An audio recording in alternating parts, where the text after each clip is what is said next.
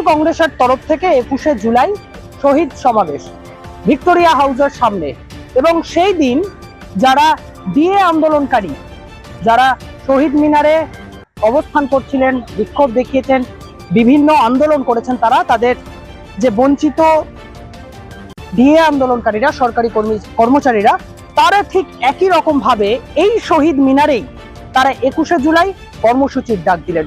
কিন্তু তাদের কর্মসূচিতে পুলিশ অনুমোদন দেবে কিনা সেই নিয়ে প্রশ্ন চিহ্ন রয়েছে।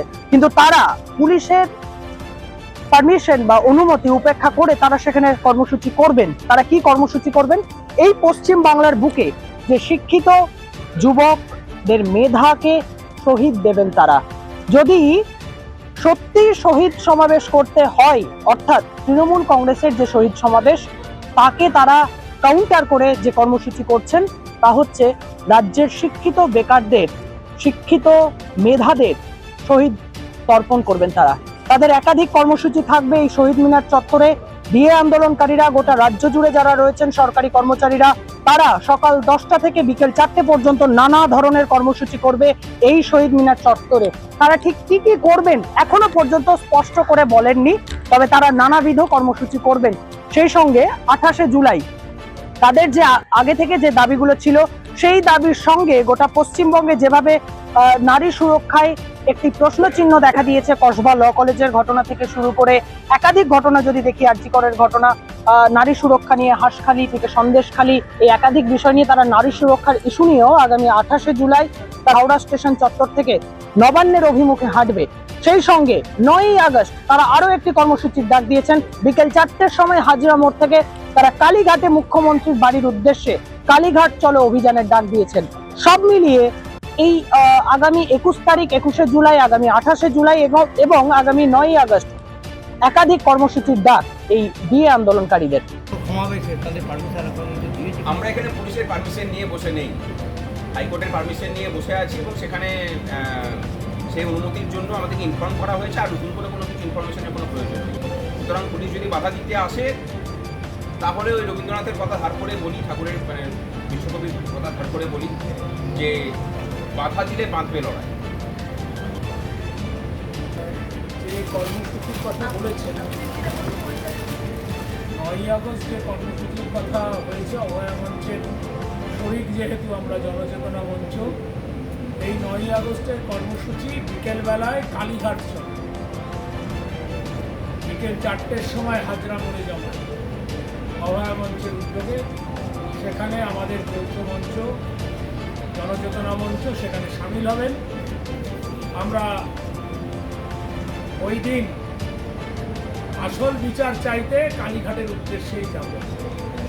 আর সীমাহীন বঞ্চনার প্রতিবাদে ধারাবাহিক লড়াই আমাদের দুই মঞ্চের একসঙ্গেই চলছে 2023 সাল থেকে, ছেদ পড়েনি। আগামী দিনেও এই বঞ্চনার বিরুদ্ধে অনেক লড়াই আমরা একসঙ্গে করতে পারব। 21শে জুলাই আমরা দেখুন, তৃণমূলের সমাবেশের সাথে আমরা কোনো রকম কোনো দ্বন্দ্ব বা কোনো কিছু ইয়েতে নেই। তারা তাদের মতো করে দলীয় কর্মসূচি পালন করবে। আমরা স্বতন্ত্র 3টে মঞ্চ, সংগ্রামী যৌথ মঞ্চ এবং পশ্চিমবঙ্গ চাকরি প্রার্থী, চাকরিজীবী, চাকরিহারা ঐক্য মঞ্চের পক্ষ থেকে ওই দিন পৃথকভাবে এই শহীদ মিনার মঞ্চেই আমরা এই রাজ্যের মেধা এবং শ্রমের শহীদ দিবস উদযাপন করব। আমরা মনে করছি যে বিগত 14 বছর ধরে এই রাজ্যের প্রাতিষ্ঠানিক দুর্নীতি বাঙালির মেধাকে শেষ করেছে, বাঙালির মেধাকে সচেতনভাবে হত্যা করেছে, এবং তারই সাথে বাঙালির শ্রমকে সস্তা বানানো হয়েছে। গোটা দেশের মধ্যে বর্তমানে পশ্চিমবঙ্গের যে কোনো স্তরের শ্রম হচ্ছে সব থেকে সস্তা। তাই কোথাও যদি শ্রম শহীদ দিবস পালন করতে হয়, তাহলে এই শহীদ দিবসই পালিত হওয়া উচিত, কারণ এই দুটোর সাথে বাঙালির আইডেন্টিটি এবং অস্তিত্বটা যুক্ত হয়ে আছে। এই দুটোকে যদি আমরা রক্ষা করতে না পারি, এই বাঙালি জাতি, বাঙালি অস্মিতায় বিভিন্ন রকমের বিভিন্ন স্লোগান দেওয়া হচ্ছে, কোনোটাই বাঁচবে না। এবং এই দুটোকে অবিলম্বে বাঁচিয়ে তোলা উচিত। এর জন্য সমাজের সর্বস্তরের মানুষকে আমরা 21 তারিখে এখানে আহ্বান জানাচ্ছি। মোটামুটি 10টার পর থেকে আমাদের শুরু হবে এবং বিকাল 4টে পর্যন্ত আমাদের চলবে কর্মসূচি। বিভিন্ন ধরনের এখানে কর্মসূচি চেষ্টা হচ্ছে, সেটা সেই দিন হোক, যা কিছু হবে এখানকার মধ্যেই সীমাবদ্ধ থাকবে। এখান থেকে কিছুটা দূরেই মুখ্যমন্ত্রী হাই ভোল্টেজ হাই ভোল্টেজ সভা হবে, আপনাদের অনুমতি দেবে বা আপনাদের সাথে যদি প্রশাসনিক কোনো জবরদস্ত করা হয় আপনাদের কর্মসূচি না করতে দেওয়ার জন্য? দেখুন, যারা প্রতিদিন ময়দানে বসে থাকে 24/7 365 ডেজ, তাদের কাছে প্রত্যেকটা দিন প্রত্যেকটা মুহূর্তই হাই ভোল্টেজ। এর থেকে বেশি হাই ভোল্টেজ আমাদের কাছে কিছু নেই। আর মুখ্যমন্ত্রী এমন কোনো মানে কেউকেটা ব্যক্তি নন যে তিনি তার দলীয় কর্মসূচি পালন করবেন তার জন্য আমাদের কাছে গিয়ে ভোল্টেজের ঠেকা লাগবে, সেরকম কোনো ব্যাপার নেই। আমরা আমাদের মতো করে কর্মসূচি পালন করব, তিনি তার মতো করে কর্মসূচি পালন করবেন, এটা খুব স্বাভাবিক আছে। তার সে অধিকারও আছে, যেমন ভাবে মানে একই অধিকার আমাদেরও আছে। আমরা হ্যাঁ, বললাম তো, মানে পশ্চিমবঙ্গের বাঙালিদের মেধা এবং শ্রমকে তর্পণ করেছে, সেই আনন্দেই তাদের তাসা পার্টি।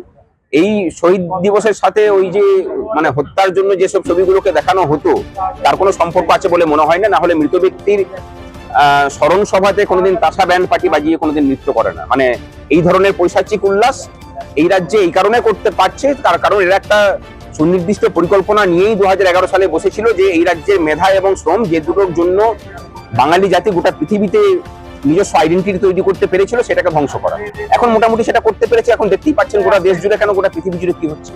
আগামী 28 জুলাই আপনারা নবান্ন অভিযানের ডাক দিয়েছেন, দাবি নিয়ে নবান্ন দাবি, প্রথম দাবি হচ্ছে এই রাজ্যে যে সরকারি ডিপার্টমেন্ট আছে, মুখ্যমন্ত্রী আগে স্বীকার করতেন না, আমাদের আন্দোলনে চাপে পড়ে উনি স্বীকার করেছেন যে 6 লক্ষ শূন্য পদ আছে। সেই পদগুলোতে স্বচ্ছতার সাথে স্থায়ী নিয়োগ করতে হবে, অস্বচ্ছ এবং কন্ট্রাকচুয়াল নিয়োগ চলবে না। এসএসসি 2016 যারা পরীক্ষার্থী ছিল তাদের সবার ওএমআর পাবলিশ করতে হবে এবং যোগ্যদের নির্ভুল সার্টিফাইড তালিকা পাবলিশ করতে হবে। সুপ্রিম কোর্টের নির্দেশ মেনে আপাতত পুরনো রূপার 25% বকেয়া মেটানো এবং বর্তমান রূপার 37% বকেয়া যেটা ডিএ আছে সেটা মেটানো, এবং তার সাথে অনিয়মিত কর্মচারীদের নিয়মিতকরণ। অনিয়মিত কর্মচারীদের মধ্যে বিভিন্ন বিভাগ আছে, আমরা সেগুলোর পৃথক পৃথক নাম করছি না, কিন্তু যারা প্রচন্ড ভাবে বঞ্চিত হয়ে আছেন, প্যারা টিচাররা আছেন, এনএসকিউএফ শিক্ষক শিক্ষিকারা আছেন, পাম্প অপারেটররা আছেন, মানে বিভিন্ন জায়গাতে আছেন। এমনকি এটা আপনাদের জানা আছে কিনা জানি না, এসবিএসটিসির যারা স্থায়ী কর্মচারী তারা পেনশন গ্র্যাচুইটি কিচ্ছু পাচ্ছেন না।